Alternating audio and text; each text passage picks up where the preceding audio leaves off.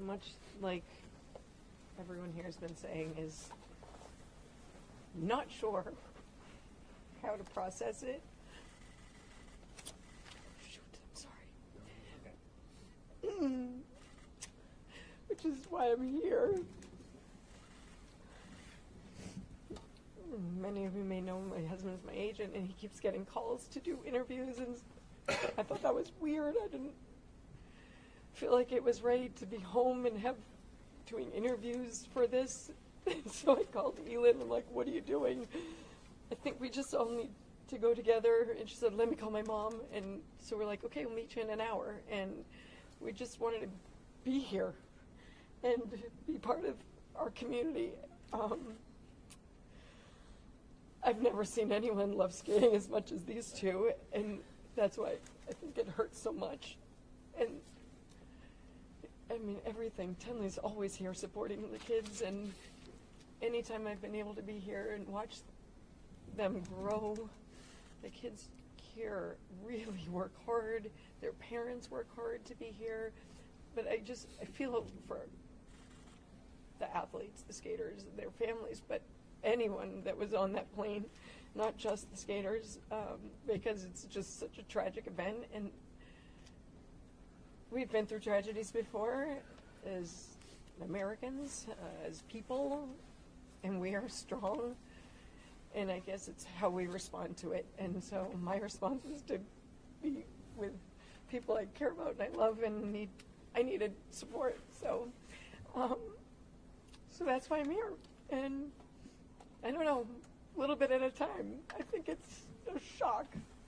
I wasn't woken up in the morning and saw it. I was watching like all night. So I probably look tired, but, and then when you find out, you know some of the people on the plane, it's even a bigger blow.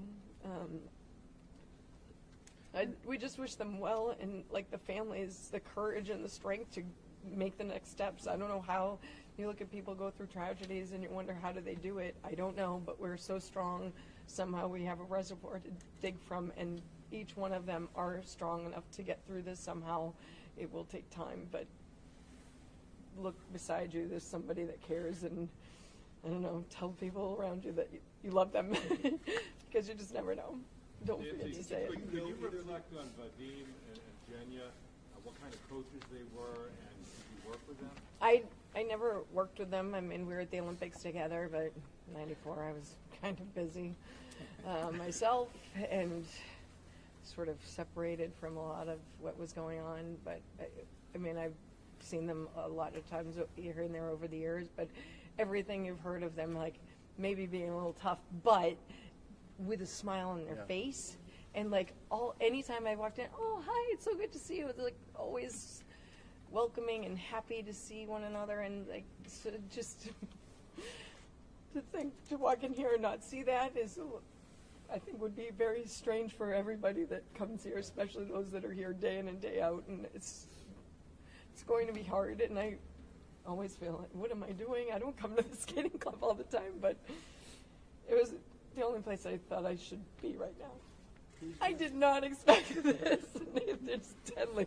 I'm not sure, but we just wanted to be here with each other and for Doug. We watched Doug's interview, and that helped us. It did help. Thank you. Yeah, there are so many memories, and just having seen the skaters competing and knowing that Max is now, he did so well in the nationals. He's made the world team as an alternate. And then Spencer, who was in your ice show, could you tell us what you told me about you had a his great skating? story. Mm-hmm. My company does free outdoor shows around the city. Nancy's hosted and started many of them. And Spencer was in his first show with our company this past December in Kendall Square, Cambridge. And he'd never done a professional show before. It was a new experience for him. He was nervous. And then after the show ended, he came over and he was just beaming. kid was so talented. He'd only started skating a few years ago, and he had all of his triples, and not just that, but this natural grace and beauty and understanding of ice and speed, and his positions were just so gorgeous. And he came to me and smiling ear to ear, saying, I get it now. I understand.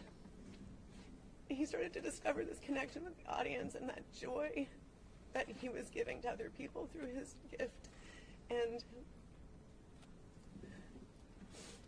he said, please let me skate again with you next year.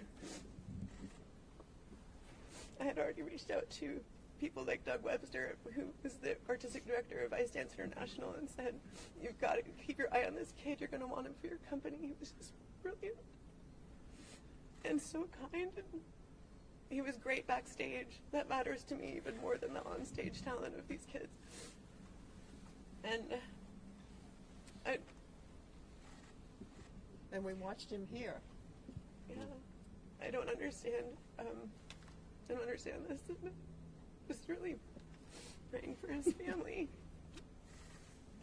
All of them. For all of them. Yeah,